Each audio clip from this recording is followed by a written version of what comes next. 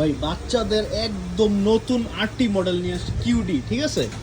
আর এটা পাওয়ার switch start, দেখেন এই চাকায় লাইটিং আছে, কত সুন্দর চাকায় লাইটিং, এর সামনে এলইডি লাইট আছে, দুই চাকায় 365 লাইট আছে। আর এটা হলো হাতে পিক আপ, এই যে সামনে দিলে সামনে যাবে, আবার পিছে দিবেন এই যে পিছে আসবে, ঠিক আছে।